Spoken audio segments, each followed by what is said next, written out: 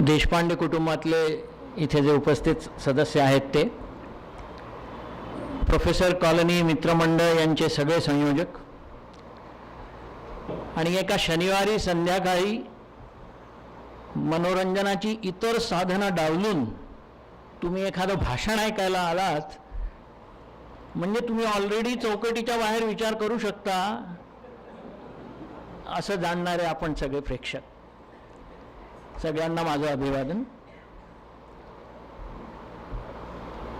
आयोजकांपैकी वायस, विनायक आणि पराग यांचा आवर्जून उल्लेख मी याच्याकरता करतो की प्रोफेसर कॉलनीच्या कुठल्या पुढच्या सभेत कोणी बोलवला होता याला असा जर प्रश्न आला तर जबाबदार व्यक्ती ह्याच तीन आहेत.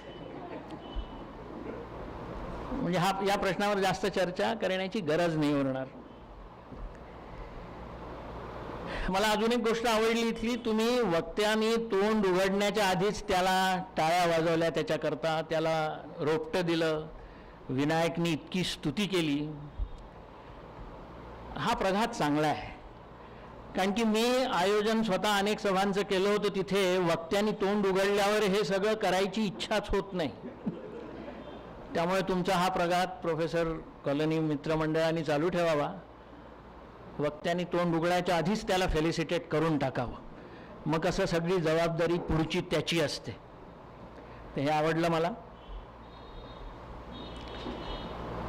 मी ना प्रोफेसर कॉलनी अशा वस्तीतल्या श्रोत्यांना आजच्या आधी कधीच भाषण दिलं नाही.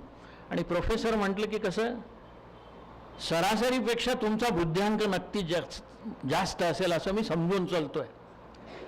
बऱ्याच जणांना ते पटत नाही, पण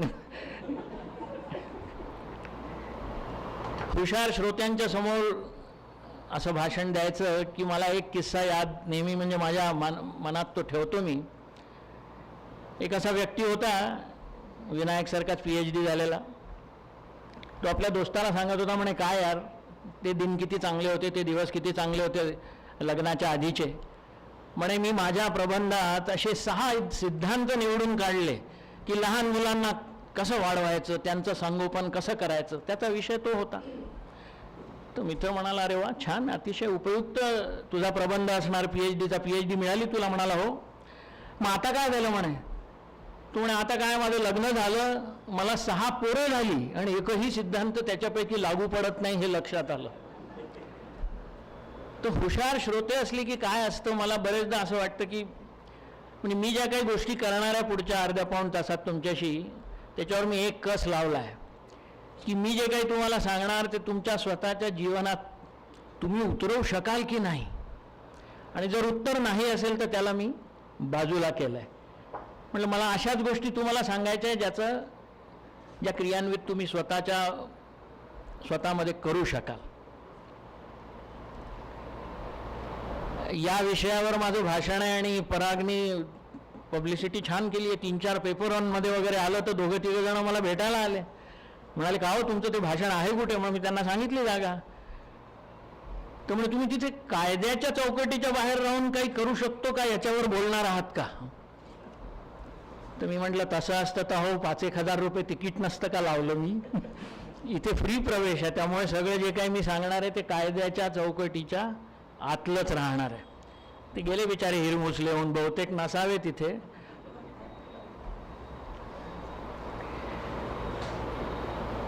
चौकटीच्या बाहेरची विचारसरणी आपण एक व्यक्तिमत्वाचा पहलू म्हणून आज त्याचा विचार करणार आहोत.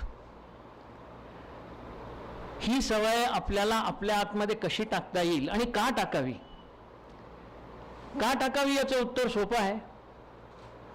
जितका काही रिसर्च झालेला आहे त्याच्यामध्ये आता असं जाणून आलेलं आहे, असं कळलेलं आहे आपल्याला की जितकी यशस्वी माणसं तुम्हाला समाजात सापडतात, काय असतं यशामागे आपण सगळेच असतो.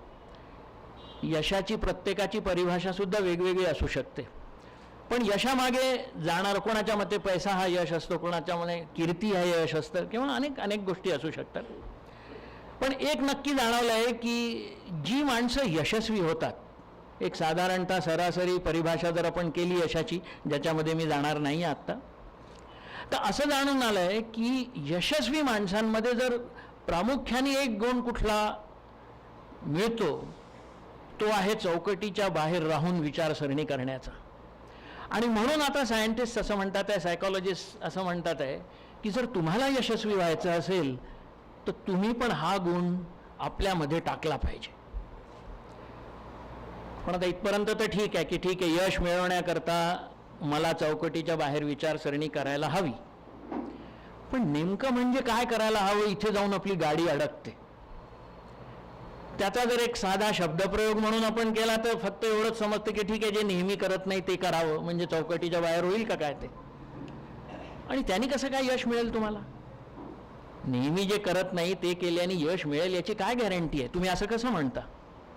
म्हणून आज मी काय ठरवलं की माझ्या या सुरुवात करण्याच्या आधी आपण चौकटीच्या बाहेर विचारसरणी म्हणजे काय याची परिभाषा 2 मिनिटात करू. आणि मग त्या परिभाषाचे जे 2 मुख्य अंग आहेत परिभाषेचे त्यांना एक एक करून आपण हाताळू. तर म्हणजे शेवटपर्यंत कदाचित मी तुम्हाला सांगू शकेन की चौकटीच्या बाहेर विचार करणे म्हणजे नेमकं काय करणे. साहित्यिक त्या शब्दांचा अर्थ आपल्याला सगळ्यांना माहीत असतो, पण त्यांनी आपल्या व्यक्तिमत्वातले कुठले पैलू डेव्हलप करायचे हे काही एकदम आपल्याला समजत नाही. Thinking out of the box या कल्पनेचे 2 अंग आहेत. एक आहे इनोव्हेशन आणि दुसरं आहे curiosity. Thinking out of the box याचे हे 2 पैलू आहेत. म्हणजे एक आपण म्हणू शकतो की नवीन नवीन कल्पना करण्याची सवय तुमच्यामध्ये आहे का? कुठल्याही परिस्थितीत जेव्हा तुम्ही स्वतःला किंवा तुम्ही स्वतः असता किंवा कुठलेही प्रॉब्लेम्स तुम्ही जेव्हा सॉल्व्ह करायचा प्रयत्न करता तेव्हा जे नवीन सोल्युशन आहे, नवीन मार्ग आहे, तिकडे जाण्याकडे तुमचा कल आहे का? का जुन्या ज्या धोपट मार्गावरच जाण्याचा तुमचा कल असतो? आणि बहुतेकांचा कल आपला तोच असतो बरं, की वर्षानुवर्ष या प्रॉब्लेमचं सोल्युशन अशा प्रकारे लोकांनी केलेलं आहे आणि ते सगळे जाणकार लोक होते, तर मलाही त्याच मार्गाने जायला हवं असा आपला पहिला विचार असतो. पण तुम्हाला नवीन मार्ग अवलंब करणाऱ्या लोकांना थोडंसं फेल्युअर रेट पण जास्त असतं बरं. नवीन मार्गावर तुम्ही जेव्हा जाता तुम्हाला माहीत नसतं काय खाचखळगे लागणार आहे, काय दोंडे रस्त्यात आहेत, तर failure rate of new routes is always higher. पण सुरुवातीच्या काळात तो नवीन मार्ग कदाचित आत्ता अवलंब केलेल्या जुन्या अनेक मार्गांपेक्षा जास्त प्रोडक्टिव्ह, जास्त एफिशियंट असू शकतो. म्हणून मानसशास्त्रज्ञ म्हणतात आहे की पहिला हा जो भाग आहे thinking out of the box या कल्पनेचा, तो आहे नवीन किंवा न्यूनतम कल्पना तुम्ही करू शकता की नाही. तर तुम्हाला हा प्रश्न स्वतःलाच विचारायचा आहे. विनायकने जसं सांगितलं तसं मी तुम्हाला माझ्या भाषणाच्या याच्यात पुढे अनेक प्रश्न विचारणार आहे. म्हणजे हा काही ट्रेनिंग क्लास नाही आहे हे म्हणजे मला माहिती आहे, पण प्रश्न विचारायची माझी सवय जुनी खोड आहे मला, त्यामुळे मी विचारणार तुम्हाला प्रश्न आणि त्याची उत्तरवर कुठलंही पुस्तक वाचण्याची गरज नाही आहे बरं का. नाही तर तुम्ही म्हणाल सर तुम्ही तर आम्हाला तयारी करण्याची संधीच नाही दिली, आम्ही नाही तर पुस्तकं वाचून आलो असतो. तर असे काही प्रश्न मधनं मी विचारणार आहे. अगदी तुम्ही आनंदाने उत्तरं द्या त्याची. आनंदाने याच्याकरता म्हणतोय कारण की तुम्हाला जाणवेल की कोणालाच येत नाही आहे उत्तरं. तर समजा माझं जरी चुकलं तर असं काय मोठं. तर मी प्रश्न तर तुम्हाला विचारणारच आहे. तर ही पहिली आयडिया आहे की नवीन कल्पना तुम्ही करू शकता का. आता मी त्याची 7-8 उदाहरणं देतो तुम्हाला. म्हणजे नवीन कल्पना करणं हे सुद्धा म्हणजे एकदम ऐकून असं समजत नाही की म्हणजे काय करणं. तर मी तुम्हाला ही 7-8 उदाहरणं देतो की बरेच जणांना वाटतं की नवीन आयडिया सारख्या करत राहणं म्हणजे मी काही बुवा इतका हुशार नाही आहे, मला नोबेल प्राईज वगैरे मिळण्याची काहीच शक्यता नाही. आता नोबेल प्राईज विनर्स जे असतात ते काहीतरी नवीन शोधून काढलं असतं त्यांनी, म्हणूनच त्यांना नोबेल प्राईज मिळतं की नाही. तर बरेचदा लोकांच्या मनात येतं की यार मी तर त्या कुवतीचा नाही आहे. मग तुम्ही म्हणता नवीन विचार करा म्हणजे एक्झॅक्टली काय करा. हा थिंकिंग आउट ऑफ द बॉक्सचा पहिला मुद्दा आहे, म्हणून त्याच्यावर मी थोडं विस्ताराने बोलतो, मग दुसऱ्या मुद्द्याकडे जाऊ. आता मी तुम्हाला उदाहरण देतो की नवीन कल्पना रोजच्या जीवनात करणं म्हणजे काय करणं. आता पहा, एक उदाहरण मी असं आहे, म्हणजे तुम्हाला ही सवय आहे का हे तुम्ही सांगायचं. स्वतःच्या छातीवर हात ठेवून स्वतःच त्याचं उत्तर द्या. मी काही पब्लिकली तुम्हाला त्याचं उत्तर मागणार नाही. पुरुषांकरता असं आहे परिस्थिती ही की बायको जर हट्ट करते आहे की मी नवीन दागिना मला या महिन्यातच हवा, तर तिला नाही म्हणण्याकरता तुमच्याकडे काही नवीन मार्ग आहे का? का तुम्ही तोच आपला धोपाट मार्ग की अगं पैसे नाही आहे माझ्याजवळ, तिला माहिती आहे तुमच्याजवळ पैसे म्हणून तर ती विचारते आहे. पुरुषांची अशी एक समज असते की बायकांना माझ्या बँक अकाउंट्सबद्दल फारशी माहिती नाही आणि त्या बायकाही तशीच परिस्थिती असू देतात, म्हणजे त्या तुम्हाला तसं वाटू देतात. पण मग वेळ आली की बरोबर त्या तुमचा बॅलन्स सांगतात त्या अकाउंटमधला. तेव्हा तुम्हाला एकदम, म्हणजे ज्यांची लग्न अनेक वर्षांची झालेली आहे त्यांना याची कल्पना असेल की तुम्ही कितीही लपवून ठेवलं तरी तो बँक बॅलन्स कळतो तिला, बाईला, म्हणजे आपल्या बायकोला. तर त्यामुळे काही नवीन मार्ग तुमच्या मनात येऊ शकतो का की वो दागिना या महिन्यात मला घेऊन द्यायचा नाही आहे तुला. काही कारणं असतील तुमची, तुमचं बजेटिंग होत नसेल, काही म्हणजे कारणं काही असू शकतात. तर तुम्ही काही नवीन तऱ्हा शोधता आहे का तिला नाही म्हणण्याची. तुम्ही जर नसाल शोधत तर मग थोडंसं या नवीन मार्गाने विचार करण्याच्या याच्यामध्ये रस्त्यावर तुम्ही जरा फार पुढे जाऊ शकणार नाही. म्हणजे या एका प्रश्नाने काही होत नाही, मी अजून आणले. बायकांकरता प्रश्न आहे की का हो तुम्ही काही नवीन विचार करताय का आपल्या नवऱ्याची दारू पिण्याची सवय कमी करायला. तुम्हाला आवडत नाही तो तिकडनं, म्हणजे खूप काही घेत नाही, अगदी काय रस्त्यावर पडण्या इतकी वगैरे घेत नाही, पण तो कुठेही फंक्शनला गेला की उशिरा येतो. त्याला अनेकदा सांगितलं की अरे तू गाडी नको चालवत जाऊ जर दारू प्यायची असेल, तो ऐकत नाही. आता त्याची ही सवय तोडायला तुम्ही काही नवीन मार्गाचा अवलंब करू शकता का की तुम्ही आपलं तेच रागवायचं, दुसऱ्या दिवशी बोलायचं नाही, अर्धा दिवस वगैरे असल्या ते हे धोपट मार्ग झाले. हे 100 वर्षापासून बायका हेच करून राहिले, पण नवरे काही बदले नाही आहेत त्याला. हां, तर तुम्ही काही नवीन कल्पनेचा विचार केला आहे का असा प्रश्न माझा. आता मी दारू पित नाही त्यामुळे माझ्या बायकोला हा प्रश्न येत नाही, पण तिला हा प्रश्न येऊ शकतो की हा दारू पित का नाही बाकीचे लोक. म्हणजे 95% पुरुष मला जे भेटतात जे चांगले असतात आणि अतिशय सज्जन लोक असतात, पण त्यांना दारू पिण्याची सवय असते. तुम्ही का नाही हो पित. त्यामुळे तिच्यासमोर नवीन प्रश्न आहे की आता यांना कसं पाजायला लावायचं, प्यायला लावायचं. तर प्रत्येकाची वेगवेगळी परिस्थिती असू शकते.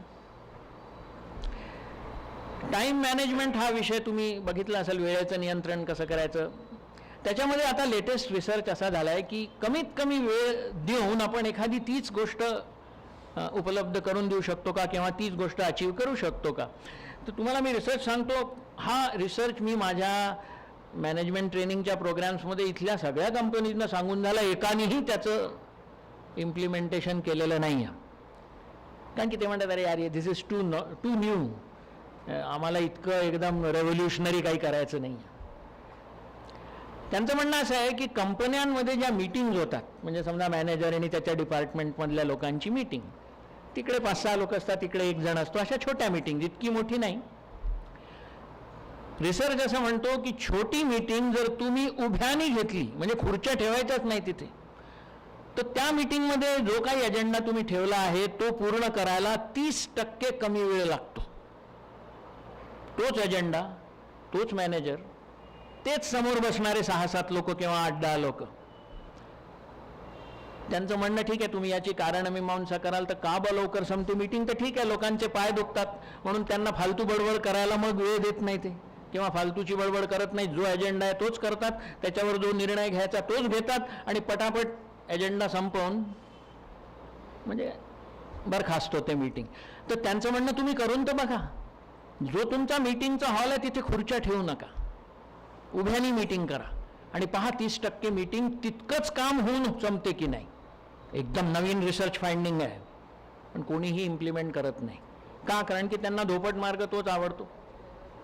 बोर्ड मीटिंगमध्ये 10-15 खुर्च्यांवर बसलो आहे, इकड तिकडच्या गप्पा मारला आहे, मग चहा येतोय, समोसे येतात आहे, मग 2-4 निर्णय आपल्या त्या अजेंडामधले होतात. मी असं नाही म्हणत की काहीच होत नाही, पण 30% सेव्हिंग ऑफ टाईम कोणालाच नको आहे असं पण बोलताना तर ते म्हणजे माझं कशाला प्रशिक्षण ठेवताय टाईम मॅनेजमेंटचं तुम्ही, जर मी सांगितलेल्या गोष्टी मग नंतर तुम्ही इम्प्लिमेंट करतच नाही आहात तर.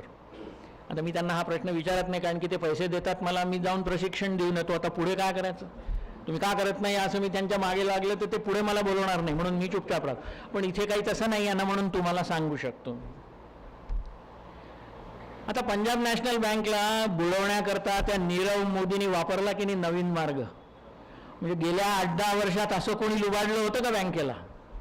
लेटर ऑफ अंडरटेकिंग काय असतं हे सगळ्यांना माहिती आहे, लेटर ऑफ क्रेडिट काय असतं ते सगळ्यांना माहिती आहे.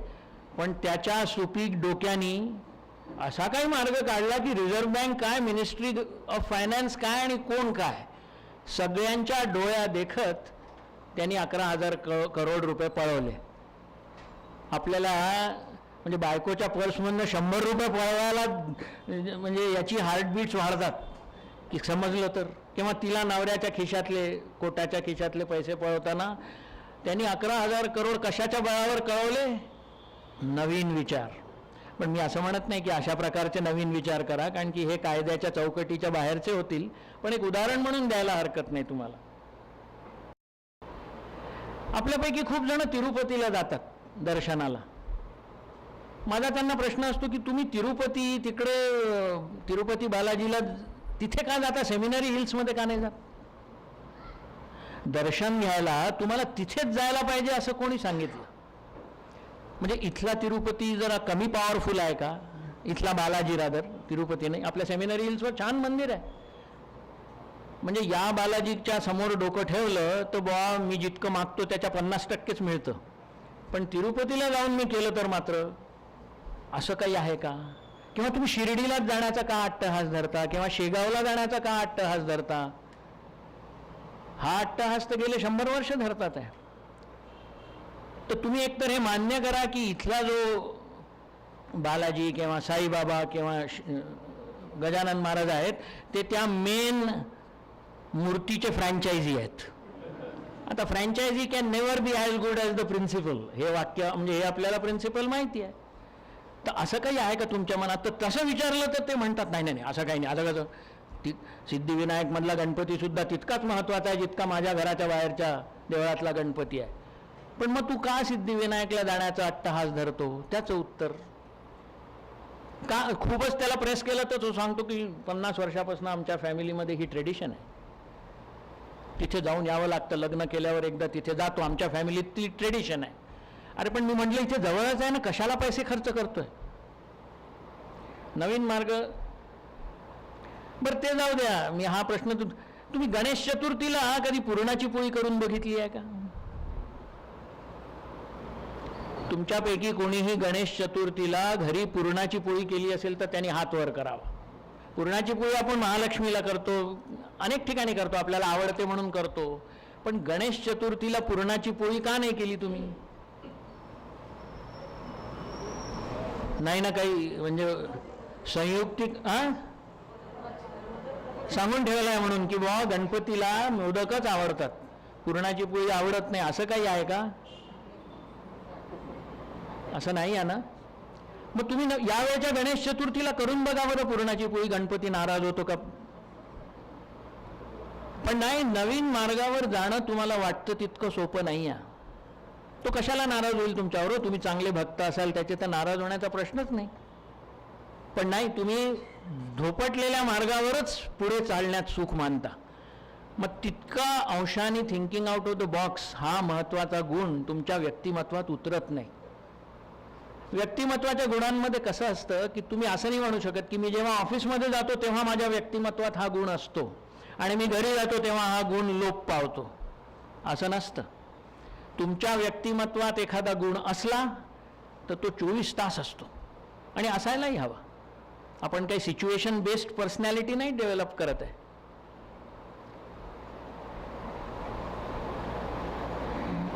आता जसं प्रोफेसर कॉलनी मित्रमंडळ हे जे आहे हे व्याख्यानाची अतिशय पॉप्युलर सिरीज करतात आहे.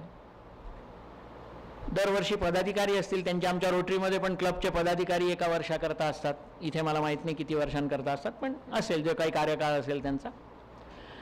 एखाद्या कमिटीने नवीन विचार करायच्या हिशोबाने जर असं ठरवलं की यावर्षी माझ्या कार्यकाळामध्ये मी अशा 3 गोष्टी करणाऱ्या ज्या गेल्या 10 वर्षात झालेल्या नाही. असं कुठल्याही संस्थेच्या कार्यकारिणीने जर ठरवलं तर नक्की नवीन कल्पना, नवीन सोल्युशन्स, जुन्या प्रॉब्लेम्सना नवीन मार्ग आपोआप निघतात. आणि म्हणून म्हणजे मानसशास्त्रज्ञ म्हणतात की थिंकिंग आउट ऑफ द बॉक्सचा हा हिस्सा जर तुमच्या व्यक्तिमत्वात आला, नवीन प्रकारे विचार करणं, नवीन मार्ग शोधणं, तर तुमचं सक्सेस कोशंट वर जातं. आपोआपच नाही जात, तुम्हाला लक्षात येईल. म्हणजे या तऱ्हेने जर आपण विचार केला आणि नवीन मार्ग अवलंबायचं ठरवलं, अगदी साध्या साध्या गोष्टींपासून काही नोबेल प्राइज टाईपच्या गोष्टींचा विचार करण्याची जरूरत नाही आहे. दुसऱ्या गुणाकडे वळू आपण. जो दुसरा मुख्य गुण आहे तो दुसरा होता जिज्ञासा. Thinking out of the box तर मी म्हटलं 2 याच्यात आपण त्याचं विश्लेषण करणार आहोत. एक आहे नवीन विचार करू शकण्याची तुमची कुवत, आणि तुमच्यामध्ये जिज्ञासा किती आहे. आता जिज्ञासेची परिभाषा मला करायला हवी. जिज्ञासा म्हणजे ऑब्व्हियसली नवीन नवीन माहिती आपल्या मेंदूत टाकणे किंवा उत्तरं शोधणे, याला जिज्ञासा म्हणतो आपण. पण या आजच्या आपल्या डिस्कशनला त्या जिज्ञासेचं म्हणजे त्याची ती परिभाषा थोडी मी विस्तीर्ण करतोय. आपल्या अवतीभोवती हजारो प्रश्न असतात. त्या सगळ्यांची उत्तरं शोधण्याची तुमची इच्छा असते का, हा प्रश्न पहिले तुम्हाला विचारायला हवा स्वतःला.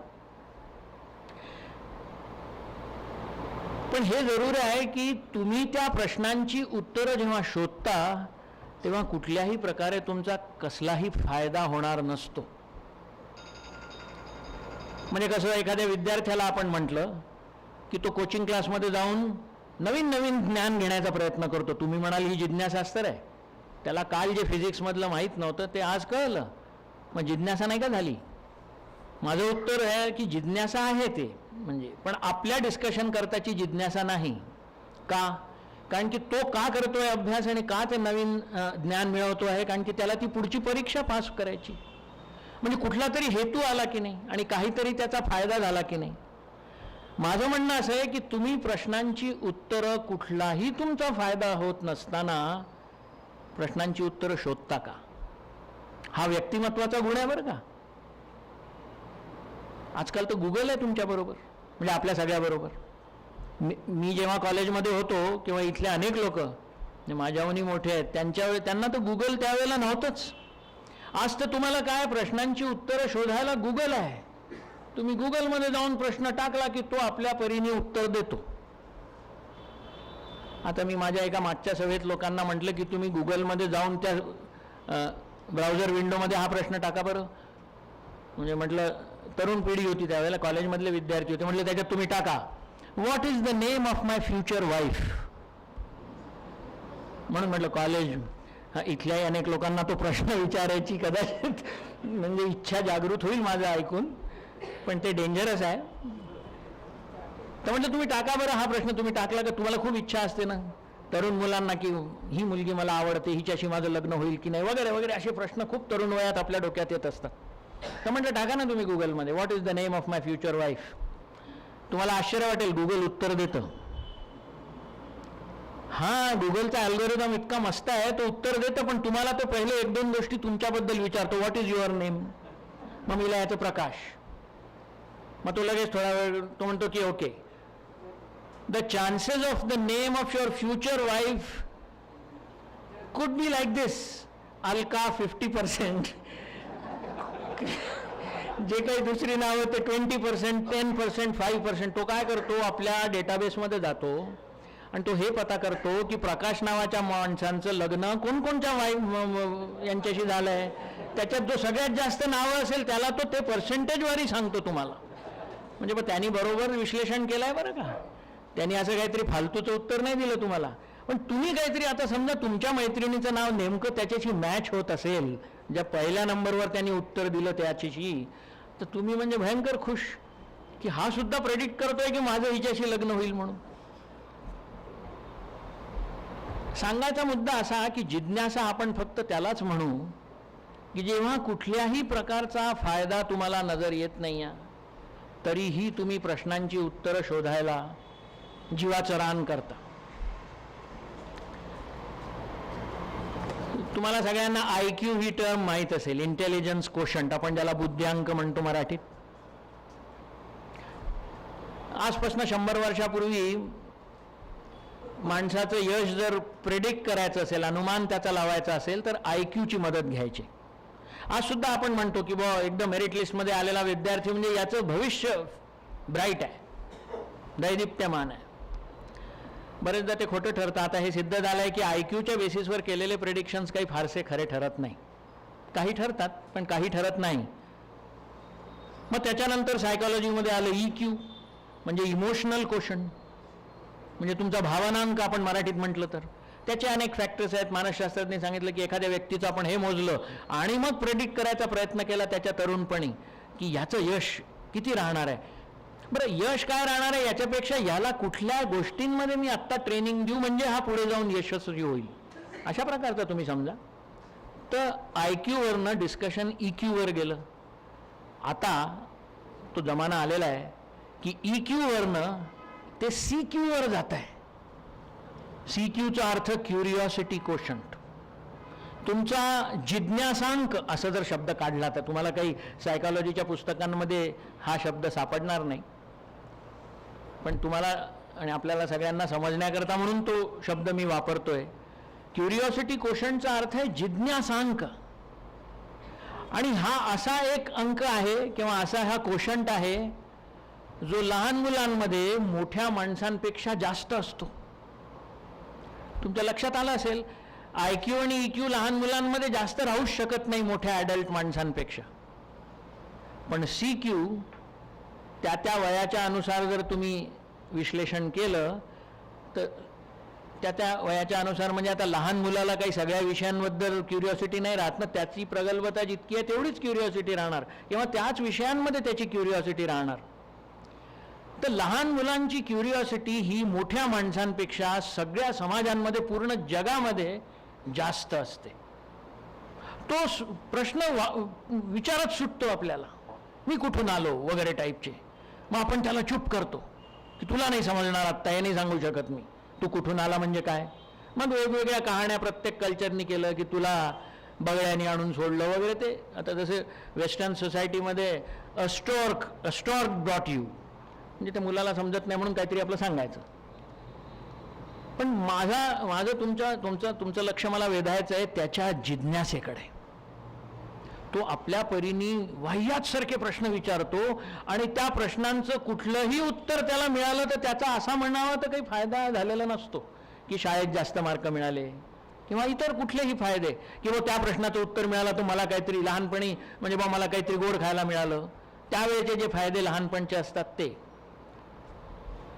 मग आपण जसे जसे मोठे होत जातो तसं कुठेतरी हा गुण गळून पडतो आपला. When we become adults somehow our curiosity dies. तुम्ही बघा ना, तुम्हाला कुठलाही प्रश्न विचारण्याच्या आधी तुम्ही 4दा इकडे बघाल की मी वेडा तर नाही दिसणार, आणि ह्या प्रश्नाचं उत्तर मिळवून असं काय होणार आहे, मला इन्क्रीमेंट मिळेल का, नाही, मी मेरिट लिस्टमध्ये येईन का, नाही, मग कुठला असा फायदा होणार आहे माझा, कुठलाच नाही ना, मग कशाला या प्रश्नाचं उत्तर शोधा. अशा प्रवृत्तीचे आपण सगळे बनत जातो, बनलेलेच आहोत.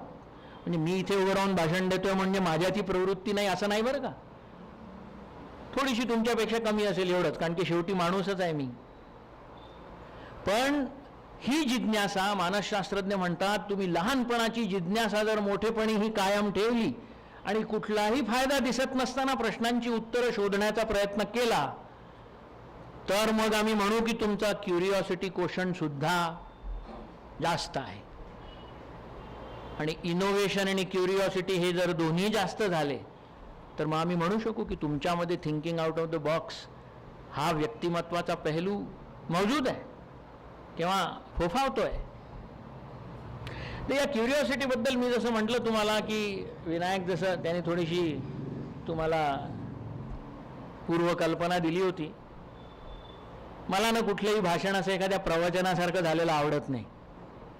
आणि आसाराम बापू वगैरे जेलमध्ये गेल्यामुळे प्रवचन या शब्दाचा सुद्धा मला म्हणजे त्याची सुद्धा भीती वाटते की अरे ते जे करत होते ते काहीही करायला नको.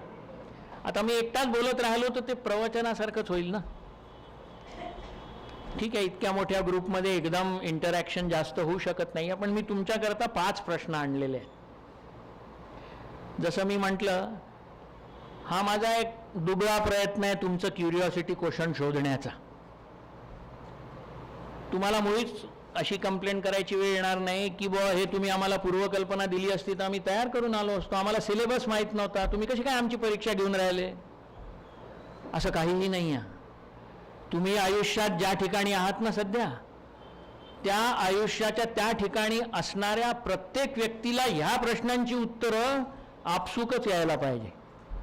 आणि जर येत नसतील तर मग आता ते म्हणायचं तर नाही, पण मला there is something wrong with you, not with the question. म्हणजे आपण म्हणतो या क्वेश्चन पेपर खूप कठीण निघाला म्हणून मला मार्क कमी मिळाले, असं काही इथे होणार नाही. तर विचारू का प्रश्न थोडेसे? हां, तुमच्यापैकी ज्यांना उत्तर द्यावंसं वाटेल त्यांनी जरूर हात वर करा. मी याच्याकरता 5-7 मिनटं ठेवलेले आहेत.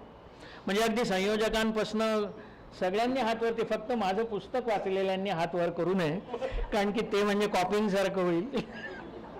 ते इथे या दोघांना अलाउड नाही आहे. तरी मी बरेच पुस्तकाच्या बाहेरचे आणले बरं का प्रश्न. मला माहीत होतं तुम्ही हजर राहणार आहात. आउट ऑफ द बुक आणि आउट ऑफ द बॉक्स असे दोन्ही आहे. बरोबर आहे, आउट ऑफ द बुक आहेत ते.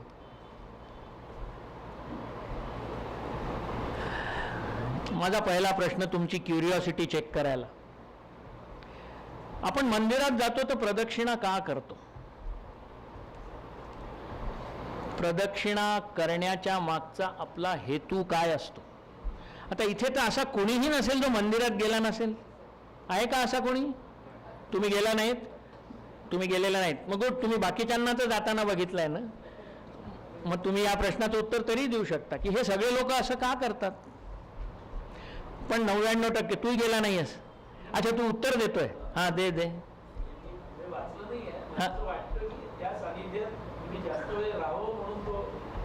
अच्छा, म्हणजे देवाच्या सानिध्यात जास्त वेळ. पण सानिध्यातच राहायचं होतं तर तिथे बसू शकला असता ना तुम्ही. 10 मिनिटं बसायचं 2 मिनिटाच्या जागेवर. हां,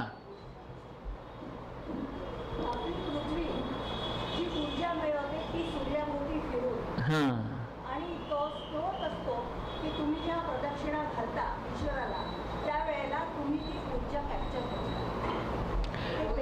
साहित्यिक दृष्ट्या उत्तर चांगलं आहे, पण खरं नाही आहे ते. म्हणजे ऊर्जा कॅप्चर करायला तुम्हाला फिरावं लागत नाही, हे मी सांगतो. तुम्ही आता बघा, या लाईटची ऊर्जा कॅप्चर करायला मला फिरावं लागतंय का? मी कॅप्चर करतो ना या लाईटची ऊर्जा, त्यांनी मला दिसतंय. म्हणजे एक प्रकारे ऊर्जा मी कॅप्चर करतोय. म्हणजे फिरणं आणि ऊर्जा कॅप्चर करणं याचा काही तसा बघितला तर संबंध नाही.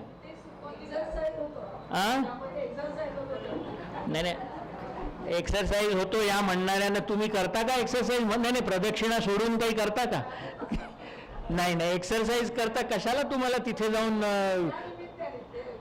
नाही, पण निमित्त कशाला पाहिजे? एक्सरसाइज करणं चांगलं आहे. तुम्ही काहीतरी निमित्त मिळतं म्हणून जेवता का? नाही ना. हां हां, अच्छा, एक मिनिट. अरे काय आहेत, अनेकांनी दिलेली उत्तरं मी नोट करून ठेवतो, म्हणजे पुढच्या ऑडियन्सशी शेअर करता येतात की हे मागे मी प्रोफेसर्स कॉलनीमध्ये गेलो होतो आणि मला असं वाटलं की सरासरीपेक्षा सगळे हुशार असतील, पण अशी उत्तरं मला बघ तिथे मिळाली. हां,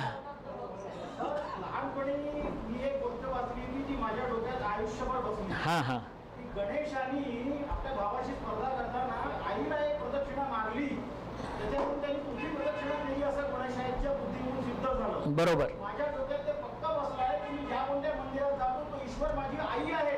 मी एक प्रदक्षिणा याला मारील तर गणेशा इतकं पुण्य माझ्या पदरी पडेल. बरोबर आहे. ती तुमची कहाणी बरेच लोकांच्या लक्षात आहे ती कहाणी, पण त्या कहाणीचं एक होतं ना, ती एक रेस होती आणि गणेशाने आपल्या बुद्धीने ती सॉल्व्ह केली. म्हणून त्याला आपण बुद्धीचा देवता म्हणतो की नाही, की कार्तिकेय गेला पूर्ण पृथ्वीला खरोखरची प्रदक्षिणा मारायला आणि हा इथेच मारून म्हणाला. हां, Ganesh was out of the box. नक्कीच आउट ऑफ द बॉक्स उत्तर होतं त्याचं. हां सर. देवापुढे बसून जर प्रार्थना केली तर आपले सामान्य माणसाचं कॉन्सन्ट्रेशन होत नाही, मनामध्ये अनेक विचार येतात. परंतु जेव्हा आपण चालत जातो तेव्हा आपली थोडी ऊर्जा खर्च होते आणि त्या संपूर्ण वातावरणाचा परिणाम असा होतो की त्या क्षणी कमीत कमी आपल्या मनामध्ये बाकीचे विचार येत नाही. तसं आहे. म्हणजे या उत्तराला मी 10 पैकी 1 मार्क देऊ शकतो. याच्याकरता म्हणजे मी सहज याच्याकरता म्हणतोय की याच्यात त्यांनी जी एक गोष्ट सांगितली की तुम्ही व्यायाम करताना थोडासा मेडिटेशनचा इफेक्ट येतो. तुमच्या मनातले इतर विचार जाऊन फक्त सिलेक्टेड 1-2 विचार वगैरे राहू शकतात, पण ते खरं कारण नाही आहे. एक शेवटचा आपण, कारण की नाहीतर तुम्हाला 9 वाजेपर्यंत इथे थांबावं लागेल. हां ठीक आहे, दोघंही करून घ्या तुम्ही. हां सगळीकडून चक्कर मारल्यामुळे त्याच्यामध्ये सर्वसमावेशकता हा अपेक्षित आहे आणि आपण त्या दृष्टिकोनातून नाही, पण कोण सर्वांना समावेश करताय तुम्ही? आपली देवाला तो तर ऑलरेडी आपल्या मनात बसलेला आहे. हो आहे, पण त्याच्या भोवती केल्याने एक समाधान आणि सर्वसमावेश. हा, नाही, समाधान तर कशाने पण मिळू शकतं, त्याच्यावर काही तोड नाही. मला गुलाबी रंग का आवडतो या प्रश्नाला उत्तरच नाही आहे तसं. हां सर. मी तर त्या मूर्तीला सिंगल ठेवून एकाग्रता त्याच्याशी जोडल्या. तर त्यांनी जसं म्हटलं की एकाग्रता वाढवायकरता तुम्ही करता. सर शेवटचे 2 उत्तरं घेऊ आपण. हां तुम्ही सांगा. थोडाच गेल्यानंतर त्या प्रदक्षिणा लोक मागतात आणि एखादा नवीन मनुष्य त्या ठिकाणी आला तर त्याला ते दिसतं की एकाग्रता आहे. कोणी तो काही प्रश्न करता तोही फिरायला लागतो. बरोबर आहे. त्याला काही कळत नाही. म्हणजे एकमेकांचं बघून ते तसं करतात ते आणि पिढ्यानपिढ्या तसं चाललंय, पण कोणाला काही माहीतच नाही की का करतोय आपण. बरं, याचा मी एक तुम्हाला उपप्रश्न अजून विचारला नाही. म्हटलं मुख्य प्रश्नाचं काय उत्तर होतं ते बघू आणि मग उपप्रश्न विचारू. तर उपप्रश्न असा आहे की नेहमी प्रदक्षिणा क्लॉकवाईज का करतो आपण? अँटी क्लॉकवाईज केलं तर काय होईल? म्हणजे ते मंदिर पडेल का काय, आकाश कोसळेल का काय होईल? Why do we always do प्रदक्षिणा क्लॉकवाईज? याचं पण एक थोडंसं डोक्यात ठेवा तुम्ही. हां सर, तुम्ही शेवटचे तुम्ही उत्तर द्या. यांचं एक मानसिक समाधान मिळतं म्हणून आपण चक्कर मारतो आणि दुसरे कारण मारायचं म्हणून काही जण मारतात. हां ते कारण मला वाटतं हां बरोबर आहे. ते मारायचं म्हणून काही जण मारतात हे उत्तर खूप प्रश्नांना लागू आहे. म्हणजे कोणीतरी आले म्हणून आम्ही या भाषणाला आलो, बा आमचा काही पर्पज नव्हता. ते दोघं समोर चालले होते, आम्ही त्यांच्या मागे मागे गेलो, तर इथे घुसले तर आम्ही घुसलो. आमचा काही तसा उद्देश नव्हता इथे येण्याचा, असं झालं. बरं सर. सव्य आणि अपसव्य नाही, मला समजलं नाही, तुम्ही समजावून सांगा. काय? जाणवं जे घालतो. अच्छा, जानवं जे घालतो. ओके, बरं बरं. अच्छा, तसं ते तुम्ही क्लॉकवाईज आणि अँटी क्लॉकवाईजचं सांगितलं, पण मूळ प्रश्न म्हणजे हा उपप्रश्नाचं तुम्ही उत्तर दिलं. मूळ प्रश्न हा होता की करताच काय असं. बरं बरं, बाकी ठीक ठीक आहे. आता मी तुम्हाला सांगतो धर्माने दिलेलं कारण.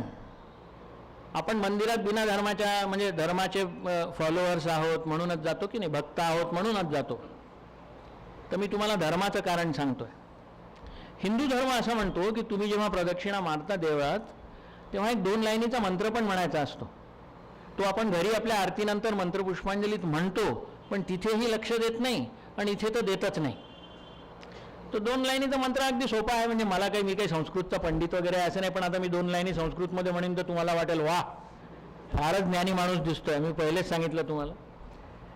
ते 2 लाईनी मी म्हटल्याबरोबर तुमच्या लक्षात येईल की यानी कानिश्च पापानी जन्मांतरकृतानी च तानी तानी विनश्यन्ति प्रदक्षिण पदे पदे.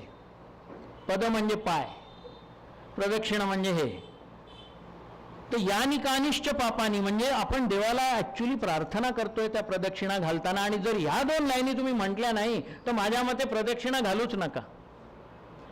कारण की धर्माने घालून दिलेल्या त्या प्रॅक्टिसमध्ये ह्या या 2 लाईनींचा अर्थ असा आहे की हे देवा, मी जसा तुझ्या अवतीभोवती फिरतो आहे, माझ्या प्रत्येक पावलागणिक तू मी या जन्मात केलेलं आणि माझ्या पूर्वजन्मात केलेलं एक एक पाप नष्ट कर. विनश्यंती यानी कानिश्च पापानी जन्मांतरकृतानीचे, म्हणजे सगळ्या जन्मात माझ्या जुन्या जन्मांमधली सुद्धा पाप, आणि तानी तानी विनश्यंती, म्हणजे मी जसं जसं एक एक पाऊल टाकतो तसं तसं तू त्या माझ्या एका पापाला नष्ट कर. आता माझा एक मित्र तो म्हणे आज मी 11 प्रदक्षिणा मारून आलो. अरे म्हटलं म्हणजे तू महापापी असशील. एका प्रदक्षिणेत समजा 20 पावलं, 11 याच्यात 220 पावलं. त्याला काही समजलंच नाही, कारण की तोही असाच होता, त्याला माहीतच नाही प्रदक्षिणा का मारतोय. मला सांगा, ॲप्लिकेशन केल्याशिवाय तुम्हाला साधा लायसन्स मिळत नाही, तर देव तुम्ही ॲप्लिकेशन नाही केली तर तुमची पापं रद्द का करेल? तुम्ही नुसतंच जाऊन फिरून येताय का? कारण की मला माझ्या आजीने सांगितलं. आजी म्हणते मला माझ्या आजीने सांगितलं. म्हणजे हिंदीमध्ये म्हटलं तर पुश्तैनी बिमारी आहे ही. कोणालाच माहीत नाही, पण करतात सगळे. बरं, तुम्ही स्वतः करताय क्युरिओसिटीने, हा प्रश्न तुम्ही कोणाला तरी तर विचारू शकला असता. ठीक आहे, आज उत्तर नाही मिळालं, उद्या नाही मिळालं, पण तुम्ही उत्तराच्या भानगडीत न पडता गोल गोल फिरताय. प्रत्येक धर्मामध्ये तुमचं पाप कॅन्सल करायला एक मार्ग देऊन ठेवला आहे, अगदी सोपा सरळ. हिंदू धर्मात म्हणतात की तुम्ही कुंभमेळ्यात जाऊन डुबकी लावून या, किंवा गंगेत जा आणि डुबकी मारून या. पण आता गरीब माणसाला कुठे गंगेला पोचायला आजच्या घटकेला 1000 रुपये खर्च आहे नागपूरच्या माणसाला. तो म्हणतो काही गरज नाही, तुम्ही मंदिरात जा आणि यानी का अनिष्ट पापानी जन्मांतरकृतानीचे हे म्हणा आणि प्रदक्षिणा घाला. तुमच्या प्रत्येक पावलागणी देव तुमचं पाप कॅन्सल करेल. म्हणजे आता तो देव करतो की नाही करत या प्रश्नात आपण जात नाही या. पण करणारा माणूसच जर नकळत हे सगळं करत असेल, न कळता करत असेल, तर मी म्हणेन यार क्युरिओसिटी 0 आहे तुमची. तुम्ही जे स्वतः करता त्याच्या मागचं कारण न शोधता करता. मग तुम्ही PhD असा नाही तर 4थी पास असा, दोघंही इक्वली टू ब्लेम आहे. चला दुसरा प्रश्न विचार. तुम्ही फार जास्त प्रश्न विचारणार नाही. काय होतं, ते आयोजक मला म्हणतात, अहो आम्ही तुम्हाला आमच्या ऑडियन्सला मोटिवेट करायला बोलवलं होतं, तुम्ही तर त्यांना डिप्रेशनमध्ये टाकून राहिले. सगळ्यांना वाटतं की अरे यार हे प्रश्न मला का नाही येत. मग सुइसाइडल टेंडन्सी निर्माण होतात बरं का. असं वाटतं की आज घरी जाऊन म्हणजे आता काय करावं, मी बेकार झालं माझं जीवन. ते इथपर्यंत मी ढकलणार नाही तुम्हाला. आपल्या हिंदू धर्मामध्ये कुठलीही जळत असलेली ज्योत विझणं हे अशुभ मानलं जातं. आणि हा समज इतका घट्ट आहे आपल्या सगळ्यांमध्ये की तुम्ही हिंदी पिक्चर बघत असताना मला आठवतं, समजा तुम्ही 2-4 वर्षाचा मुलगा जरी असला तुमच्या बाजूला बसलेला आणि त्या पिक्चरमध्ये समजा काहीतरी एक ते दिवा फडफडून विझला, तो सांगतो आता ती हिरोईनची आई जी हॉस्पिटलमध्ये आहे ना ती मरणार आहे, 2 मिनिटात ती मरणार आहे. इतका तो संबंध घट्ट आहे आपल्या मनात. आपल्या कल्चरमध्ये तुम्ही अमेरिकेत जाल तर तिथली मुलं नाही म्हणणार, कारण की त्यांना लहानपणापासून असं काही शिकवलेलं नाही आहे. त्यांच्या चर्चमध्ये तर मेणबत्त्या जाळतात, त्या विजल्या तर पुन्हा जाळून टाकतात. काही म्हणजे अशुभ आहे वगैरे असं ते मानत नाही. आता माझा प्रश्न असा आहे की आपल्या धर्मामध्ये इतकं स्ट्रॉंग हा बिलीफ किंवा हा थॉट असल्यावर सुद्धा आपण घरी वाढदिवसाच्या दिवशी मेणबत्त्या का विझवतो, म्हणजे लावून विझवतो असं का? म्हणजे काही तर पाहिजे ना. आपल्या कल्चरच्या बिलकुल विरुद्ध होते. पण आय एम शुअर इथे बसलेले जे आजोबा लोक आहेत ते सुद्धा आनंदाने टाळ्या वाजवतात. विजव लवकर विजव, त्यांना कदाचित केक खायची असते म्हणून असेल एखाद्या वेळेला, कारण काहीही असो. पण असं का करतो आपण? सगळ्या जणांनी इथे मेणबत्त्या विजवलेल्या स्वतः नसतील पाहिल्या तर इतरांकडे पाहिल्या असतील आणि मुळीच आपला काही आक्षेप प्रकट केला नसेल. मग आक्षेप प्रकट न करणं एका बुद्धिवान माणसाला, तुम्ही सगळे बुद्धिवान आहात, आक्षेप प्रकट न करणं हे तितकंच म्हणजे planning a murder is equally blameworthy as murdering.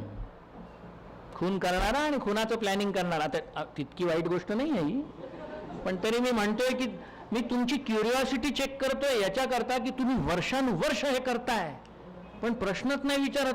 हां sir. Slavery of colonial mentality. Correct. मी तुम्हाला 10 पैकी 5 मार्क देईन या उत्तराला. पण हे अजून एक्सप्लेन होत नाही की ब्रिटिशांकडनं ही कस्टम आपण बॉरो केली. ही पद्धत बॉरो केली, ही ख्रिश्चन पद्धत आहे, हरकत नाही, पद्धती बॉरो करण्यामध्ये माझा मुळीच आक्षेप नसतो. पण ही पद्धत बॉरो सुद्धा आपण पूर्णपणे केली नाही आहे. तुम्हाला ओरिजिनल ख्रिश्चन कस्टम कसा आहे माहिती आहे का? म्हणजे आजही जो न्यूयॉर्क किंवा लंडनमध्ये मानला जातो, बर्थडेच्या दिवशी मेणबत्त्या जाळतात. तो मेणबत्ता म्हणजे ज्याचा वाढदिवस आहे तो मुलगा किंवा मुलगी तिथे केक जवळ येतात, हात जोडतात, डोळे बंद करतात, एक देवाजवळ काहीतरी इच्छा प्रकट मागतात बंद डोळ्यांनी, आणि ते झाल्यावर मग येऊन मेणबत्ती विझवतात. तर मी एका आमच्या ख्रिश्चन माझ्या दोस्ताला विचारलं की असं का करतात? तर तो म्हणे असं आहे, आमचा असा समज आहे की जी तुम्ही इच्छा देवाला मागितली त्या मुलांनी किंवा मुलींनी, मेणबत्त्या विझवल्यावर जो धूर असा वर जातो त्याच्यावर स्वार होऊन ती इच्छा देवाला पोहोचते. मी म्हटलं ठीक आहे, मी या गोष्टींचं फारसं विश्लेषण करू नये. आता मी फिजिक्सचा स्टुडंट आहे. मी त्याला म्हटलं का रे, ती मेणबत्ती जळत होती तेव्हा गरम हवा तर वरच जात होती. तो म्हणे नाही, ती दिसत नाही म्हणे, धूर कसा दिसतो. मी दुसरं म्हटलं अरे पण सगळे धर्म असे म्हणतात आणि तुमचाही धर्म असा म्हणतो की देव फक्त तिथेच कशावरनं, तो सार्वभौम आहे, सगळीकडे आहे. ज्या वेळेला तुझा धूर वर जाऊन तुझ्या इच्छा तिथे पोचल्या, तो देव त्यावेळेला इथे असला तर रॉंग नंबर लागेल. मग तुझ्या इच्छा पोचल्याच नाही ना देव. आता जास्त खोदून विचारलं की त्यामध्ये बघा, तू मेरे भावनाओं को ठेस मत पहुंचाओ, हे वाक्य म्हणजे आप चुप रहो याचं एक सिव्हिलाइज्ड व्हर्जन आहे. भावनाओं को ठेस मत पहुंचाओ म्हणजे अब मी बंद करो. तर असं आपण ही कस्टम घेतलेली आहे, पण आणि फॉरेन कस्टम आहे हे बरोबर आहे, पण आपल्या कल्चरशी ती सुसंगत नसताना आपण का त्याला इम्प्लिमेंट करतोय?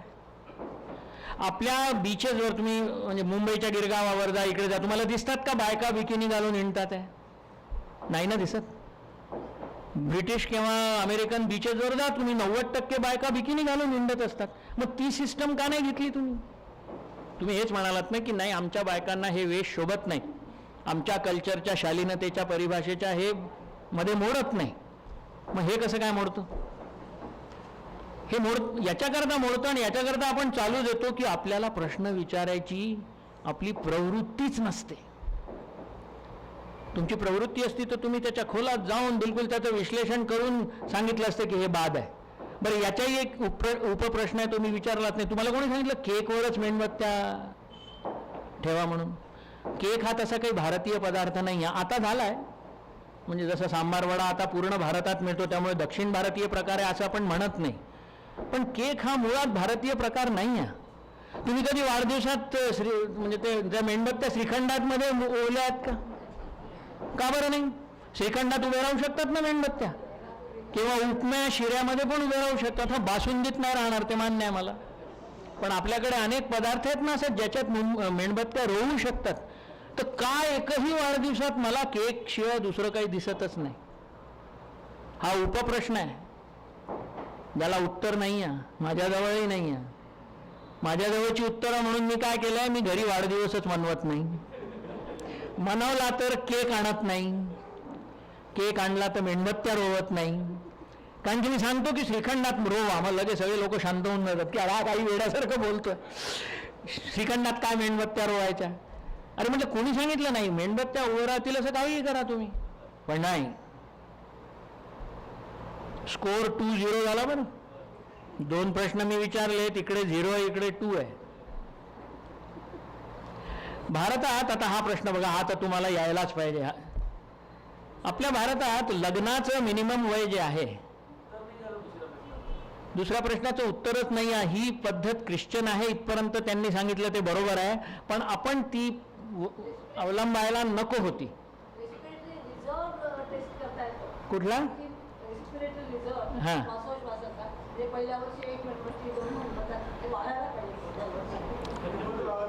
किती कठीण मार्ग आहे लोकांना दाखवायचा की याचं वय किती झालंय ते. म्हणजे हा 18 वर्षाचा झाला तर जोपर्यंत त्या 18 मेणबत्त्या मोजून नाही तो मला कळणारच नाही हा 18 वयाचा झाला, असं तुमचं म्हणणं. पण ते कम्युनिकेट करण्याचे सोपे मार्ग आहेत ना आपल्याकडे. तिथे एक 18 नावाचं काहीतरी लावा. महिलांची पंचायत होती. हो, महिलांची पंचायत होणार नाही, ते अनेक वर्ष ते काहीतरी 18च लावतील. म्हणजे ते 18च्या पुढे जाणारच नाही आणि कोणी प्रश्नही विचारणार नाही, कारण मूळच प्रश्न विचारत नाहीये तर महिलांना कोण धजेल हा प्रश्न विचारायला.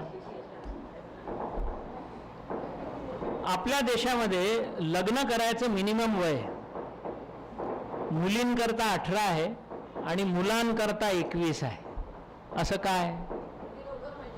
हा? नाही ना. मॅच्युअर या शब्दाची परिभाषा कशी करायची? नाही हो, असं म्हणू नका. मुली मेंटली लवकर नाही. तुम्ही मुलींना आई व्हायचं असतं आणि 18 वर्षापर्यंत तुमची सगळ्या गोष्टींची वाढ होत नाही पहिलीची. त्यामुळे 18 वर्षात मुली अगदी correct. Let's give a big clap for this. मी जेव्हा कॉलेजमध्ये होतो इंदिरा गांधीच्या वेळेला मला असं वाटतं दोन्हीचे मिनिमम एज 18च होते इंडियामध्ये. मग त्या वर्षी 18 आणि 21 करण्यात आलं आणि याचं मुख्य कारण हे होतं की लग्न झाल्यावर अपत्य निर्माण होतात आणि डॉक्टरांचं म्हणणं आहे. आणि दुसरं एक असं आहे की जगामध्ये तुम्ही कुठेही जा, जिथे जिथे लग्न होतात कोणत्याही देशात, तर नवरा हा बायकोपेक्षा जनरली मोठा असतो. मी असं नाही म्हणत की बायको कधीच मोठी नसते, पण नवरा हा 98 ते 99% केसेसमध्ये नवऱ्याचं वय बायकोपेक्षा जास्त असतं. तर दोन्ही 18 मिनिमम एज ठेवल्यामुळे काय व्हायचं की इंडियामध्ये 18 वर्षाचा तो नवरा एक 15-16 वर्षाच्या मुलीशी लग्न करायला बघायचा, या समजेखाली की बायको आपल्यापेक्षा लहान पाहिजे. आता त्याचं उत्तर नाही माझं की असं काय, पण जगामध्ये सगळीकडे होतं हे नक्की आहे. मग डॉक्टर लोकांनी म्हटलं की 15व्या-16व्या वर्षात मुलीचं शरीर तयार नाही अपत्य निर्मिती करता. मग काय करायचं? तर ते म्हणाले मग याच्यावर एकच उपाय आहे की मिनिमम एज मुलीचं 18च ठेवा, कारण की 18व्या वर्षी तिचं शरीर तयार असतं. पण मुलाचं मग 21 करा, म्हणजे 21 वर्षाचा मुलगा मग 18 वर्षाची मुलगी आपली बायको म्हणून शोधू शकेल. एकदम साऊंड मेडिकल रिझन ज्याच्यावर हे केलं होतं. तर मॅच्युरिटीचं कारण बरोबर नाही आहे, कारण की मॅच्युरिटी फारच डिफिकल्ट आहे डिफाईन करणं, ते सुद्धा पुरुष. आणि तुम्ही तो मेंटल म्हणून टाकलं, आता फारच जोरदार झालं ते. म्हणजे बायकांची अच्छा म्हणून इकडे बसल्या का बायका सगळ्या वेगळ्या, आणि जे काही पुरुष इकडे बसले तुमची मेंटल मॅच्युरिटी हाय आहे बरं का, कारण की यांनी अलाव केलं तुम्हाला आपल्यामध्ये बसण्याला, बाकी सगळे लो मॅच्युरिटीवाले इकडे बसले. असं असू शकेल कदाचित. बरं, माझा शेवटचा प्रश्न, मी जसं म्हटलं ना मी जास्त विचारणार नाही तुम्हाला, पण आता स्कोअर 2-1 झाला बरं का. 2 ऑल करण्याची तुम्हाला एक संधी आहे. हाही असा साधा प्रश्न. आपल्याकडे जे मेंबर्स ऑफ पार्लमेंट आणि मेंबर्स ऑफ लेजिस्लेटिव्ह असेंब्ली म्हणजे MLA आणि MP असतात, त्यांना रिटायरमेंटचं वय का नसतं? मिनिमम एज असतं. तुम्ही MLA म्हणजे 18 वर्षाच्या खाली नाही बनू शकत, म्हणजे अप्लाय पण नाही करू शकत. पण रिटायरमेंटचं वय का नसतं? अरे तुम्ही इथे JRD टाटा स्वतः रिटायर झाले, रतन टाटा रिटायर झाले 65व्या वर्षी. प्रत्येक कंपनीमध्ये काही ना काही असतं. गव्हर्नमेंटमध्ये 62 असतं, तर सुप्रीम कोर्ट जस्टिसना 65 असतं, पण काहीतरी असतं. तर MLA आणि MP लोकांना असं काय आहे की ज्यांना रिटायरमेंट एज कॉन्स्टिट्युशनली नाही आहे इंडियासारख्या कंट्रीमध्ये? आणि मी आता तुम्हाला सांगतो, इंडियातच नाही तर जगामध्ये जिथे डेमोक्रेसीज आहेत तिथे रिटायरमेंट एज नाही आहे. म्हणजे उद्या 95 वर्षाचा माणूस उभा राहू शकतो इलेक्शन करता. हां, कारण राजकारणामध्ये शरीरापेक्षा बुद्धी आणि अनुभव महत्त्वाचा असतो आणि त्याच्यासाठी रिटायरमेंटची आवश्यकता. आता तुम्ही सांगा, बुद्धी तर सगळ्याच प्रोफेशन्समध्ये जास्त महत्त्व असतं ना, अनुभव. मग तेही आता तुम्ही सेल्स मॅनेजर झाले एका कंपनीत, तुम्हाला 60व्या वर्षीत रिटायर करतात, म्हणजे केवढं नॉलेज तुम्हाला अनुभव झालेला आहे, तो दुसऱ्या दिवशीपासून कंपनीला अवेलेबलच नसतो. रिटायरमेंट एक पॉलिटिशियनच ठरवतात आणि त्यांना खुर्चीचा मोह सुटतच नाही. बरं, हां, retirement of desire of power. अच्छा, म्हणजे तुमचं हेच उत्तर आहे की तेच स्वतः रूल ठरवतात आणि तेच त्यामुळे ठरवतात की? बरं, They are selected by or nominated by the people. So when the people they want, they should get 95 also their leader. So naturally they are there. They are not because of their own अगदी correct. Let us give a big hand for this. काय असतं, तुम्ही एखादा manager जेव्हा कंपनीत बघता तर he gets selected, while an MLA or an MP gets elected. आणि इलेक्टेड डेमोक्रेसीमध्ये काय असतं, जनमत. या कॉन्स्टिट्युएन्सीला जर असं वाटलं की मी 95 वर्षाचा असून सुद्धा मला MLA बनवावं, तर मग तुम्ही कोण होता असं म्हणणार आहे की हा ओव्हरेज झाला म्हणून? सो जगभरात हेच लॉजिक वापरतात की जिथे जनमताच्या आधारे हे लोक निवडले जातात तिथे अजून एक कुठलं तरी क्रायटेरिया आणणं बरोबर होणार नाही. म्हणून ते बघतील ना, जनता बघेल की अरे हा 95 वर्षाचा आहे, काठी ठेवल्याशिवाय याला काही करता येत नाही, व्हीलचेअरमध्ये बसल्याशिवाय करता येत नाही, तर नाही निवडणार त्याला. आणि तितकं असूनही निवडलं तर मग जनतेचं मग कौल आहे तो, तर त्याला ॲक्सेप्ट करावं लागेल. म्हणून रिटायरमेंट एज MLAs आणि MPsचं कुठेच कुठल्याच डेमोक्रेसीजमध्ये नसतं. आता मी जसं तुम्हाला म्हणतो असे माझ्याकडे 2000 प्रश्न आहेत, पण मी 4च आणले तरी स्कोअर चांगला झाला, 2 ऑल झाला बरं का. म्हणजे प्रोफेसर कॉलनीची इज्जत राखली तुम्ही. आणि दोन्ही उत्तर बायकांनी दिली, तर त्यांच्या मेच्युरिटीचा प्रश्न म्हणजे चूक असूनही या सभेपुरता तरी तो खरा ठरला. यामध्ये एक प्रश्न आहे की आपण तुम्ही मानताय की इलेक्टेड आहेत म्हणून, परंतु राज्यसभेचे किंवा विधान परिषदेचे आमदार किंवा खासदार असतात ते इलेक्टेड नसतात. शिवाय काही जे आमदार किंवा खासदार ते प्रेसिडेंट सिलेक्ट करतात किंवा गव्हर्नर सिलेक्ट करतात.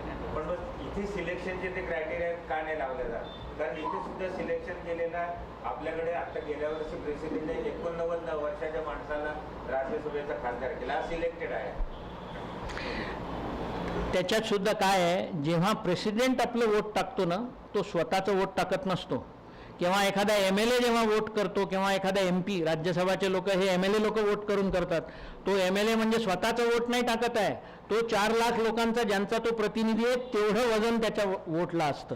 ते एका अर्थी जनताच इलेक्ट करते असा त्याचा अर्थ होतो. भले तो माणूस स्वतः करत असो, मग बाकी पॉलिटिक्समुळे खूप गोष्टी होऊ शकतात, पण basic principle remains the same की when an MLA casts a vote, he is not casting an individual vote, he is casting it for the 2 or 3 lakh people that he represents. म्हणून मग तेच लॉजिक तिथे पण. विनायकने सांगितलं, YSनी पण सांगितलं, माझं एक पुस्तक मी लिहिलं आणि अतिशय चांगला रिस्पॉन्स त्याला येतोय. पहिल्या 4 आठवड्यातच आम्ही 350 कॉपीज, आणि इथे अनेक लोक दिसतात आहे मला ज्यांनी ते पुस्तक घेतलंय. आणि त्याच्यात प्रामुख्याने असं आहे की जवळजवळ 70 पुस्तकांची विक्री रिपीट परचेस म्हणून झाली आहे. म्हणजे कोणीतरी घेतलं, त्यांनी ते वाचलं, त्याला आवडलं म्हणून त्यांनी गिफ्ट करायला पुन्हा घेतलं. तर आज आम्ही ऑफिसच्या माझ्या 2 मुलांना इथे बोलवलं आहे. त्या पुस्तकांच्या प्रती इथे अवेलेबल राहतील आपल्यापैकी ज्यांना कोणाला इच्छा असेल. त्याची मूळ किंमत 300 आहे, पण इथे आम्ही 240मध्ये ती देतोय. पुस्तकामध्ये गेल्या 10 वर्षात मी लिहिलेले अनेक आर्टिकल जे Times of India, Economic Times, Hitavada वगैरे वेगवेगळ्या माध्यमात पब्लिश झाले, त्यांचं संकलन मी 4 चॅप्टर्समध्ये केलं आहे.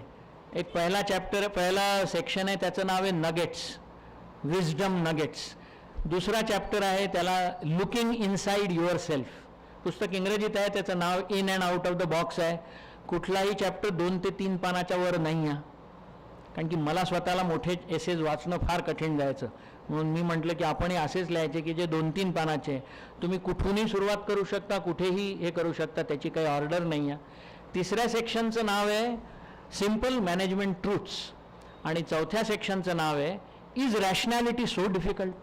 म्हणजे आपली बुद्धीचा कस लावून आपण प्रश्न जे सोडवतो ते इतकं कठीण आहे का की आपण बुद्धी बाजूला सारून बरेच प्रश्नांची उत्तरं शोधतो. हे खरोखरच इतकं कठीण आहे का? तर जवळजवळ 200 पानाचं ते पुस्तक आहे. I am sure you will like it. आता मी माझ्या भाषणाच्या शेवटच्या 5-7 मिनटाकडे येतो. मला वाटतं मी ऑलरेडी 55 मिनटं झालेली आहेत. मला यांनी 1 तास म्हटलं होतं, काय बरोबर आहे ना पराग? हां, म्हणजे आता 1 तास तुम्ही म्हटलं तर तुम्ही अशा कुठल्याही वक्त्याला ना 10 मिनटं हातची राखून सांगत जा. आता तुम्ही 1 तास म्हटल्यामुळे मी 1 तास 10 मिनटं घेणार. मी अगदी शेवटच्या आपल्या सेक्शनमध्ये आलो आहे बोलायच्या की हे तर ठीक आहे की नवीन विचार करणं आणि आपली जिज्ञासा वाढवणं या 2 गोष्टींचं मिश्रण केलं तर thinking out of the box हा व्यक्तिमत्वाचा पैलू तुम्ही स्वतःच्या आत उतरवू शकता.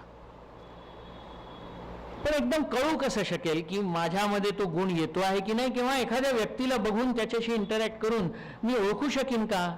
म्हणजे एक 10-15 दिवस त्याच्याशी सान्निध्यात राहिलो, त्याच्याशी बोललो, किंवा तुमच्या डिपार्टमेंटमध्ये इतर लोकांमध्ये याच्यात थिंकिंग आउट ऑफ द बॉक्सची चुणूक आहे, याच्या काही कसोट्या आहेत का? तर मी तुम्हाला पटकन 5 कसोट्या सांगणार आहे की तुम्ही ह्या कसोट्या लावा कोणावर, आणि मग या 5 पैकी जितक्या खऱ्या ठरतील, समजा 3 खऱ्या ठरल्या तर समजायचं की 60% हा व्यक्ती thinking out of the box करू शकतो, 40% अजून याला. पण बहुतेक वेळेला या कसोट्या तुम्ही स्वतःवर लावा असं माझं म्हणणं आहे. कारण की स्वतःचं अवलोकन केल्याशिवाय दुसऱ्यांचं करू नये असा एक शहाणपणाचा सल्ला जनरली आय एम शुअर सगळ्यांनाच मान्य असेल. तर मी या तुम्हाला 5 कसोट्या सांगतो, अगदी सोप्या आहे समजण्यासारख्या. म्हणजे मी आत्तापर्यंत बोललेलं काही फार कठीण वाटलं का कोणाला? हां, जास्तीत जास्त थोडंसं हे वाटलं असेल की यार असं कसं झालं. पण ते पब्लिक याच्यामध्ये करणं काय असतं, लोक तोंड लपवू शकतात. आता वर्गात समजा 4च लोक समोर असले तर ते तोंड कुठे लपवतील बिचारे. म्हणून एक सभेमध्ये बरं असतं की पहिला मुद्दा असा आहे, thinking out of the box personality ज्याची असते त्याच्यामध्ये हा गुण तुम्हाला प्रामुख्याने सापडतो.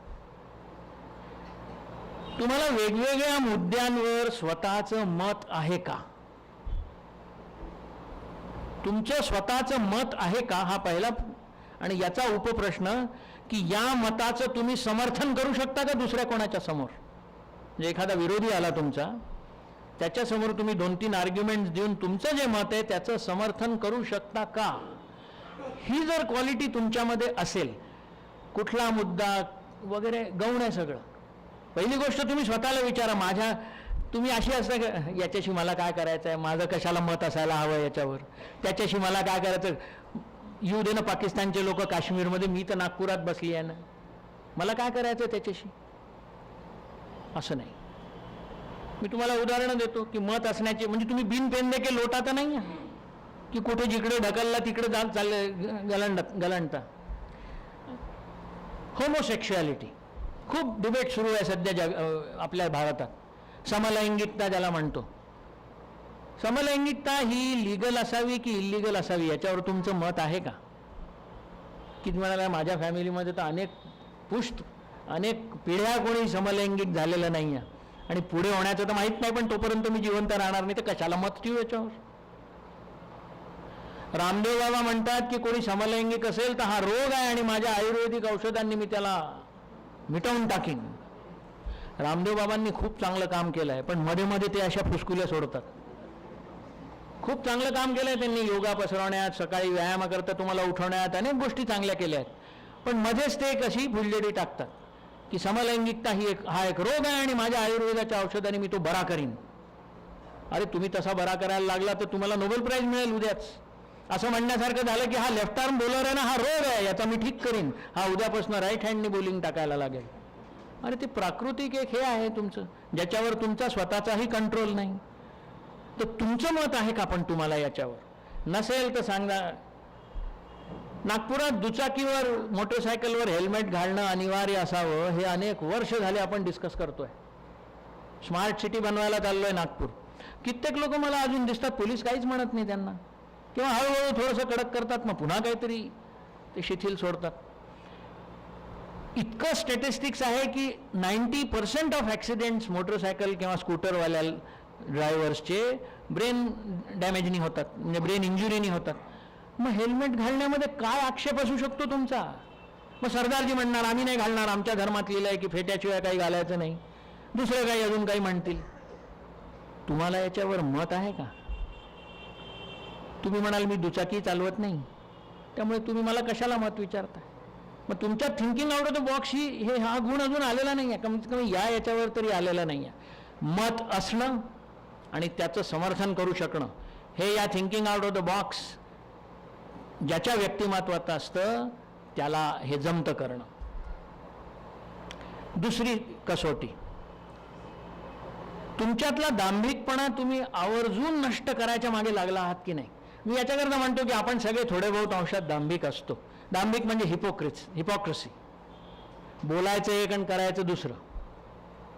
जसं एक उदाहरण मी देतो, मी गुरुवारी मटण खात नाही. अरे गुरुवारी मटण का नाही खात बा तुम्ही? बाकीच्या दिवशी खाता, गुरुवारी नाही खात. माझ्या मते याच्याहून मोठा दांभिकपणा असूच शकत नाही. तुम्ही जर दत्ताला आपलं दैवत मानता आहात आणि तुम्हाला जर असं वाटत असेल की त्याला आवडत नाही तुमचं मटण खाणं, तर मग 8 दिवस नका खाऊ ना. ते असं झालं, दाऊद इब्राहिमने म्हणण्यासारखं झालं की शुक्रवारी मी कोणाचा मर्डर करत नाही, कारण की आमचा तो इस्लाममध्ये अतिशय होली दिवस आहे, अतिशय पवित्र दिवस आहे. तर म्हणे मी आय एम अ ट्रू मुस्लिम, तर मी शुक्रवारी कोणाचाही मर्डर करत नाही. हसू आलं की नाही? तसंच तुमच्या गुरुवारी मटण खाण्यावर सुद्धा येतं बरं का हसू. हा दांभिकपणा आहे. तुम्ही स्वतःची कशी समजूत घाला कुठली पण. आई वडिलांच्या आग्रहामुळे मी हुंडा घेतला नाही, तर माझ्या मनात नव्हतं हुंडा घेणं. हो, अच्छा. तुमची बहीण जेव्हा लग्नाची होती तेव्हा तर खूप भाषणं ठोकली तुम्ही हुंड्याविरुद्ध. आता तुमचा भाऊ लग्नाला आला तर तुम्ही मग आता आई वडिलांचं हे ते वगैरे असं काहीतरी सांगताय. हा काही नाही आहे, दांभिकपणा आहे. आणि हा कमी करण्याच्या मागे तुम्ही काही पावलं उचलत आहात का? उचलत असाल तर एक अजून पायरी चढलात तुम्ही thinking out of the box मध्ये सक्सेसफुल होण्याची. तिसरी कसोटी अशी आहे की तुम्हाला बौद्धिक स्वातंत्र्य असणं आवडतं का? भारतात खास करून आपल्या जॉईंट फॅमिलीज असायच्या पहिले, आता तुटतात आहे, पण वडील मुलं सगळी एकत्र राहायची आणि वडिलांना भयंकर इंटरेस्ट असायचा मुलाच्या आयुष्यात, प्रत्येक पावलावर त्याच्या आयुष्यात दखल द्यायची. म्हणजे इथपर्यंत की तू मला न विचारता शर्ट कसा घेतला, अरे तो 2 मुलांचा बाप झाला, आता त्याला शर्ट घेण्याची मुभा नाही आहे का? पण नाही, वडिलांना मोठ्यांना विचारल्याशिवाय या घरात काही होत नाही. आपल्या अनेक सिरियल्समध्ये अजूनही ही पद्धत चालू आहे. तुम्हाला बौद्धिक स्वातंत्र्य आवडतं की नाही? आणि बौद्धिक स्वातंत्र्य असणं म्हणजे मोठ्यांचा अवमान करणं हे काही समीकरण नाही आहे काही. मोठ्यांना तुम्ही हवा तितका रिस्पेक्ट देऊ शकता, पण तुमचं बौद्धिक स्वातंत्र्य तुम्हाला जपलंच पाहिजे. म्हणजे ठीक आहे, जोपर्यंत आईवडिलांचे पैसे तुम्ही वापरता स्टुडंट लाईफमध्ये तोपर्यंत तुम्ही म्हणजे ठीक आहे, काही अर्थाने त्यांनी म्हटलेलं ऐकावंच लागतं, कारण की पैसे का मालिक वो आहे. जगामध्ये सगळीकडे चालतं, ज्याच्या हातात पैसा असतो त्याचं इतर लोक ऐकतात. आणि ते काही तुमचे शत्रू नाही आहेत, तुम्हाला काही असं करायला सांगणार नाही जे की वाईट असेल. पण कमावत्या वयाच्या आधी आईवडिलांचं अगदी ऐकणं, मनाविरुद्धही ऐकणं मी समजू शकतो. पण ज्या वेळेला तुम्ही स्वतः आर्थिकदृष्ट्या स्वतंत्र होता त्याच वेळेला बौद्धिकदृष्ट्या पण स्वतंत्र व्हायला नको का? त्याच्यात वडिलांना रिस्पेक्ट मी करत नाही हा मुद्दा आलाच कुठे? तर ज्या लोकांना बौद्धिक स्वातंत्र्य हे आर्थिक स्वातंत्र्यानंतर येतं असं वाटत नाही, किंवा याच्यावर ज्यांचा विश्वास नाही, किंवा जे हे आपल्या जीवनात उतरवू शकत नाहीत किंवा उतरवू इच्छित नाही, ते मग थिंकिंग आउट ऑफ द बॉक्सची एक पायरी अजून तुम्ही घसारलात खाली. चौथी कसोटी अशी आहे की कुठल्याही गोष्टीवर विश्वास ठेवण्याच्या आधी तुम्ही पुरावा शोधता का? हे व्यक्तिमत्वाचे पैलू आहेत बरं का. तुम्ही डॉक्टर असा नाहीतर कोणीही असा, हे कुठलेही प्रोफेशन रिलेटेड प्रश्न नाही आहेत. या कसोट्या देतोय मी तुम्हाला, कारण की मी जे 1 तास तुम्हाला सांगितलं त्याचा निचोड कशामध्ये आहे? मग शेवटी मी परीक्षा काय लावू स्वतःवर की me thinking out of the box म्हणजे त्या रेसमध्ये किती पुढे आहे? म्हणून या 5 कसोट्या देतो. आज घरी जाऊन या 5ही कसोट्या स्वतःवर लावा.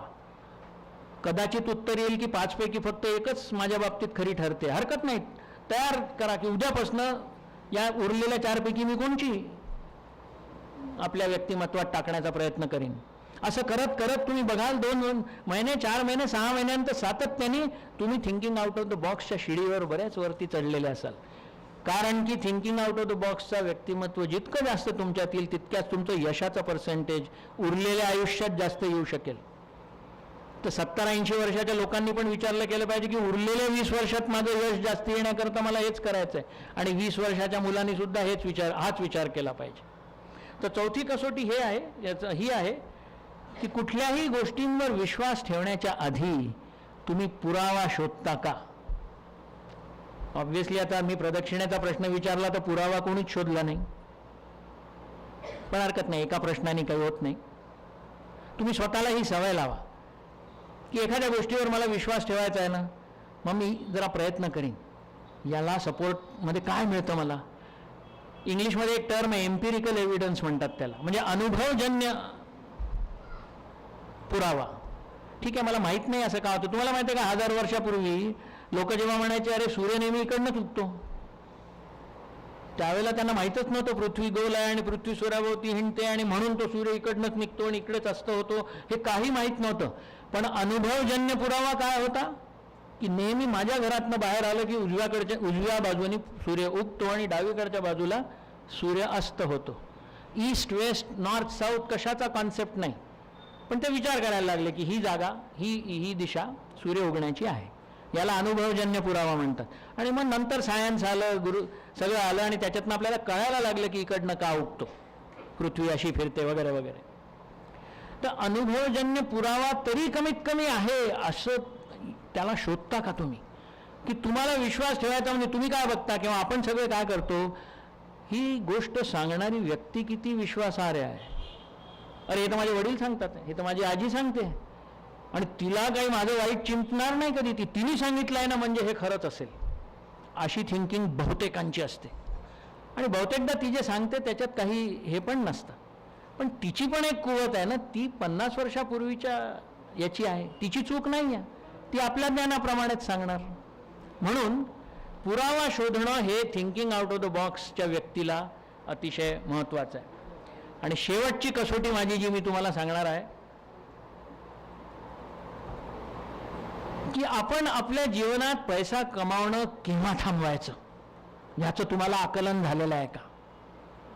इथे हजर असणारे बहुतेक लोकांना हे लागू पडेल. मी 25 वर्षाच्या मुलाला हा प्रश्न नाही विचारणार, किंवा म्हणीन बाबा तू थोड्या नंतर विचार कर याच्यावर. पण इथे असणाऱ्या जवळजवळ सगळ्यांना हा प्रश्न लागू आहे की तुम्ही ठरवलं आहे का सुखवस्तू आहात तुम्ही. प्रोफेसर कॉलनीमध्ये प्रत्येकाचं घर आहे, फारसं काही जास्त लागत नाही अजून सुखवस्तू होण्याकरता इंडियामध्ये. पण आपण आता पैसा कमावणं कधी थांबवायचं, आणि जर कमवलाच तर तो दान देण्याकरताच कमवायचा, असा तुम्ही काही विचार केला आहे का. म्हणजे प्रत्येकाचं उत्तर वेगवेगळं असू शकतं. कोणी म्हणतो की माझ्या जोपर्यंत 50 लाख रुपये माझ्याकडे येत नाही मी पैसा कमावणं थांबवू नाही शकत. कोणी म्हणेल 25 लाख आले तरी चालतील, परिस्थितीवर आहे ना. पण हे समीकरण तुम्ही वर्कआउट केलं आहे का, आणि उत्तर हे तुमच्याकडे आहे का.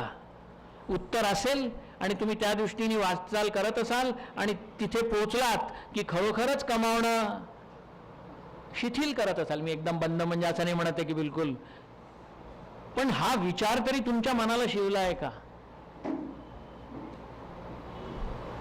इकॉनॉमिक्स आणि इतर विषयांमध्ये एक लॉ असतो, त्याला म्हणतात लॉ ऑफ डिमिनिशिंग रिटर्न्स.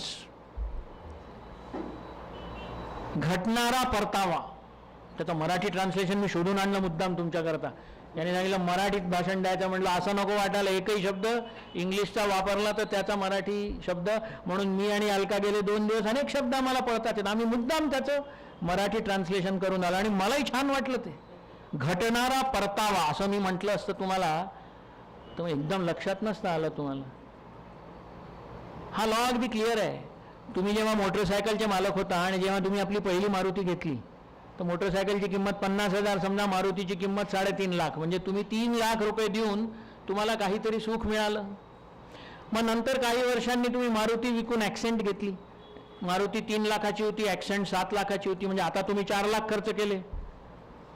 तसं बघितलं तर मागच्या वेळेला तुम्ही 3 लाख खर्च केले होते, इथे 4 लाख केले, म्हणजे तुम्हाला जास्त सुख मिळालं पाहिजे. मग ॲक्सेंट नंतर तुम्ही मर्सिडीज घेतली, 7 लाखापासून 30 लाखावर उडी मारली, आता तर 23 लाख खर्च केले.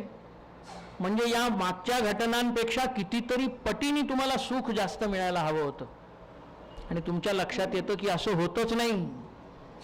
तुम्ही जसं जसं जास्त महाग, जास्त मोठी, जास्त चांगली वस्तू घेता, तर ज्याला आपण इकॉनॉमिक्समध्ये इन्क्रिमेंटल हॅपीनेस म्हणतो, ते कमी कमी होत जातं.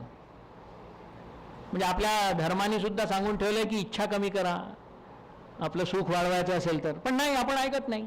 स्कूटर झालं की मारुती, मारुती झाली की ॲक्सेंट, ॲक्सेंट झाली की मर्सिडीज, आणि मर्सिडीज झाली की मला हेलिकॉप्टर घ्यायचं असतं पण मी मरून जातो. मग अतृप्त आत्मा बनून आपल्या थिअरीप्रमाणे हिंडत राहतो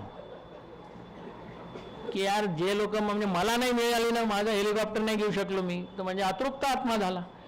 म्हणजे शेवटी काय, तुम्ही मरताना अतृप्तच होता ना. त्यापेक्षा तुम्ही जर स्वप्न फक्त ॲक्सेंटवर थांबवलं असतं तर काय वाईट होतं. कितीतरी जास्त सुखात असता तुम्ही. पण नाही, हे पटत नाही आपल्याला. आता मी सांगितलंय ना, तर तुम्हाला 2 मिनिटं बरं वाटेल, पण घरी झाल्यावर पुन्हा तुम्ही त्या मर्सिडीजवाल्याला फोन किया, क्या हुआ, वो आया क्या मॉडेल, मैंने जो बोला था. तर तुम्ही लक्षात ठेवा, this is called the law of diminishing returns. आणि या चक्करमध्ये तुम्ही पडू नका. आपली लिमिट ठरवा आणि ती लिमिट गाठली की कमवण्याची ॲक्टिव्हिटी कमी करा किंवा बंद करा, किंवा कमवायची सवयच असेल तर कमवा आणि दान करा. हे ज्याला उमगलं तो थिंकिंग आउट ऑफ द बॉक्सच्या वरच्या पायरीवर पोचला. तर हे 5 मुद्दे जर तुम्ही नीट लक्षात घेतले आणि ह्या कसोट्या स्वतःवर लावल्या तर तुम्हाला कळू शकेल. 5 पैकी 2 आहे तर म्हणा 40% सक्सेस आहे माझा, 5 पैकी 3 झाले म्हणजे 60% सक्सेस आहे. तुम्ही मोजू शकाल की thinking out of the box या जर्नीमध्ये आपण कुठपर्यंत पोहोचलो. आता जसं सगळे वक्ते शेवटच्या 1 मिनिटात म्हणतात तसं मी पण म्हणतो की तुम्ही इतक्या शांतपणे माझं ऐकून घेतलं, म्हणजे जसं काही मला अपेक्षाच नव्हती की एकदम हुरदंगलीला मचवतील माझं ऐकल्यावर. पण किती शांतपणे तुम्ही माझं ऐकलं. दरवाजे बंद नसताना एकही जण बाहेर गेला नाही. काय माहिती त्याच्यानंतर काही खानपान वगैरे नसतं ना. आमच्या रोटरीमध्ये काय लोक चिपकून बसतात खुर्चीला, कारण की नंतर डिनर असतं. तर ते वक्त्याला वाटतं काय आपण खेळवून ठेवलं आहे. ते तसं काही नसतं. तर तिकडे जाण्याच्या तयारीत असतात सगळेजण. इथे काही नाही आहे तसं मला वाटतं. तरी तुम्ही इथे बसलात आणि जनरली सगळ्यांच्या चेहऱ्यावर एक थोडीशी स्मितरेषा मला दिसते. तर माझं एक इप्सित होतं की तुम्हाला मी म्हटलेलं नाही पटलं तर ठीक आहे, काही हरकत नाही. पण सगळ्यात शेवटी असं लोकांनी मला म्हटलं नाही पाहिजे की यार बहुत बोर किया तुमने. म्हणजे बहुत बोर किया हे मला बिलकुलच ॲक्सेप्टेबल नसतं. तर आय होप तुम्ही सगळ्यांनी एन्जॉय केलं. 1-1.25 तास आपण जे एकत्र वार्तालाप हा केला तो तुम्हाला लक्षात राहील. आणि पुन्हा एकदा मी छोटीशी आठवण करून देतो की आपल्यापैकी ज्यांना कोणाला ते पुस्तक घ्यायचं असेल, त्या पुस्तकामध्ये मी 45 प्रश्नांची उत्तरं दिली आहे. 2000 पैकी निवडक 45 जे इथे विचारलेले नाही आहे. एखादा विचारला आहे तर तुम्ही जसं पुस्तक वाचत जाल तसं तसं तुम्हाला एक प्रश्न दिसेल आणि त्या प्रश्नाचं उत्तर कोणत्या पानावर आहे ते तिथे दिसेल. ती काही परीक्षा नाही आहे, तुम्ही पटकन त्या पानावर जाऊन पण ते का केलं आहे मी, मला काही तुमचं ज्ञान वाढवायचं नाही आहे, मला तुमच्यात ही सवय रुजवायची आहे की कुठलाही फायदा नसताना सुद्धा माझ्या अवतीभोवती असलेल्या प्रश्नांची उत्तरं मी सदैव शोधत राहीन. धन्यवाद.